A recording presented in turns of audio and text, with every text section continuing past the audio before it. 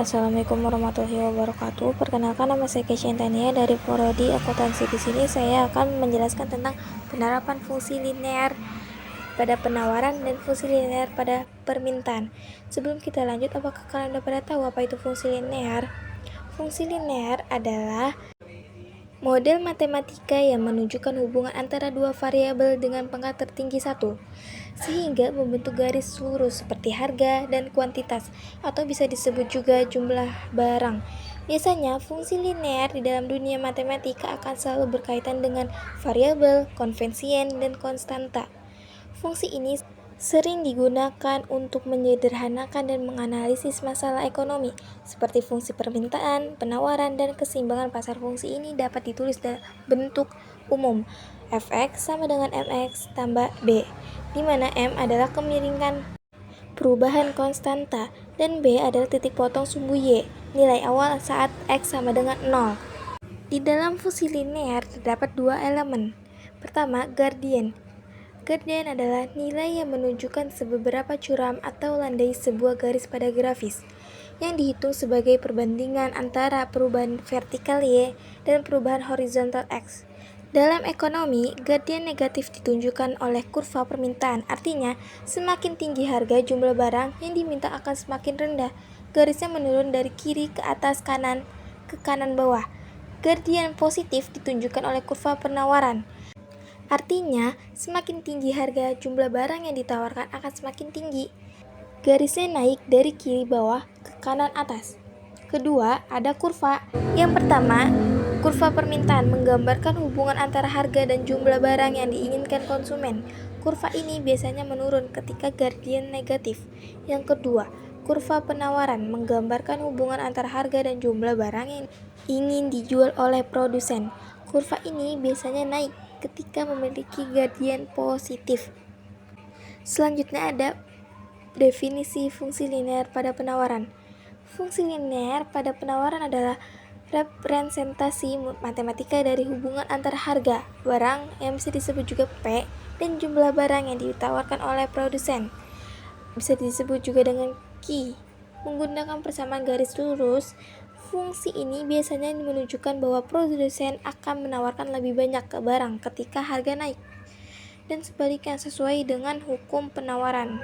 Rumus fungsi linear penawaran adalah Q sama dengan A tambah BP atau P sama dengan A tambah BQ. P bisa disebut juga dengan harga barang per unit. Q bisa disebut juga jumlah barang yang ditawarkan.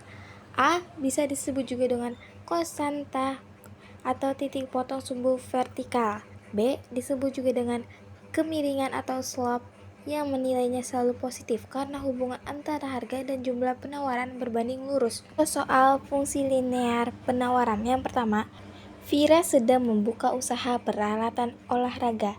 Ketika pasar sedang ramai, ia menjual produk tas gunung seharga 140.000 untuk jumlah 20 unit. Jika Vira menjual 30 unit dengan harga 160.000, tentukanlah fungsi penawarannya. Jadi, sebelum kalian menjawab pertanyaan ini, kalian harus tahu apa itu, berapa jumlahnya. Tulis diketahui Q1.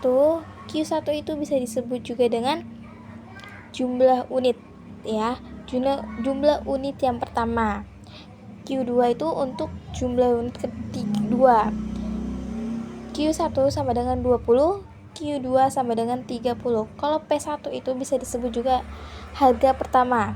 Harga pertamanya 60.000, harga untuk yang keduanya itu 80.000. Jadi, cara penyelesaiannya dalam kurung Q kurang Q per 1 per Q2 kurang Q1 sama dengan dalam kurung P kurang P1 tutup kurung bagi P2 kurang P1 sama dengan Q kurang 20 per 30 kurang 20 sama dengan P kurang 60 bagi 80.000 dikurang 60.000 sama dengan Q kurang 20 dibagi 10 sama dengan Pi kurang 60.000 dibagi 20.000. 20.000 Ki dikurang 400 sama dengan 10Pi kurang 600. 200 sama dengan 20Ki sama dengan 10P kurang 200. Ki sama dengan 0,0005 Pi kurang 10. Jadi bisa disimpulkan bahwa fungsi penawaran Vira adalah Ki sama dengan 0,0005 P kurang 10. Contoh soal yang kedua. Fungsi penawaran suatu barang adalah Ki sama dengan min 30 tambah 3P.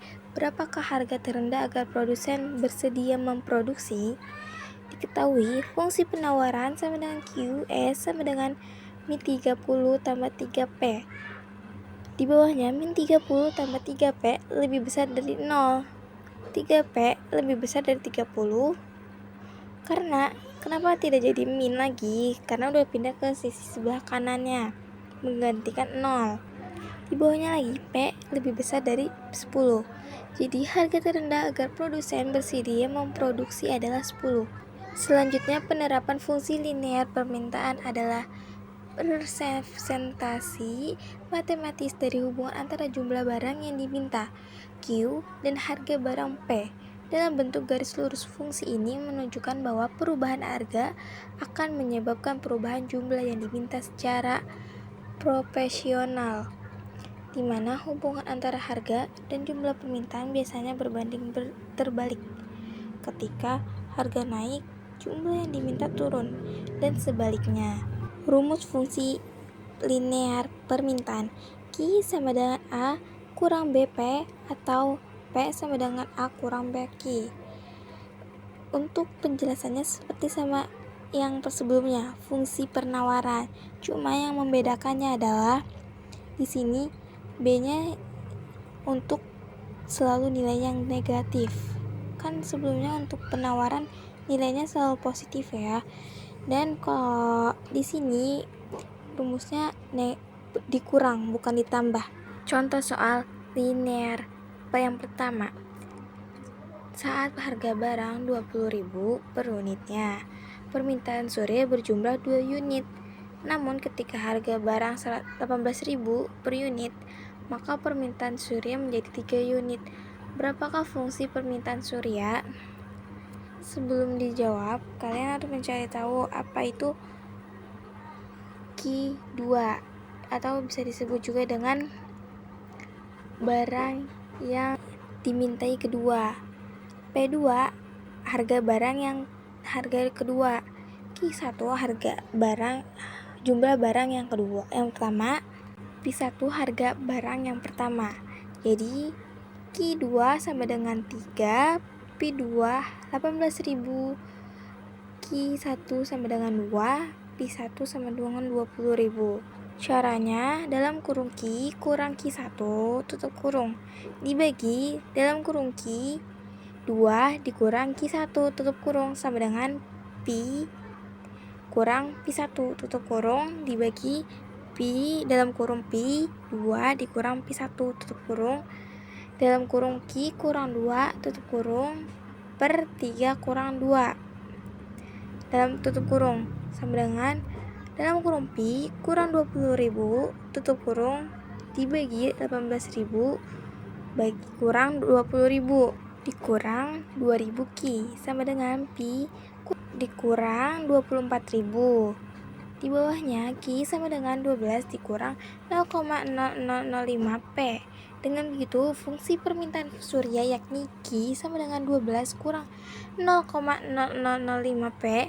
Apabila harga maks barang 16.000, maka Q sama dengan 12 kurang 0,0005 dalam kurung 16.000 sama dengan dapat 4. Jadi, Surya bisa mendapatkan 4 barang dengan jumlah harga 16.000 satu barangnya.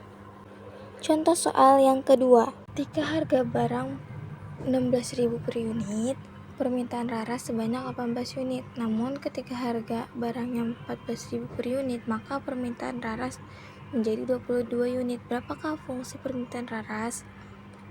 Diketahui Q jumlah barang yang kedua adalah 22. Harga barang yang kedua 14.000. Harga barang yang pertama jumlah barang yang pertama 18 dengan harga 16.000. Maka dengan cara Q dikurang jumlah barang pertama dibagi jumlah barang yang kedua dikurang jumlah barang 1 sama dengan P dikurang harga barang yang pertama dibagi harga barang yang kedua dikurang harga barang yang pertama.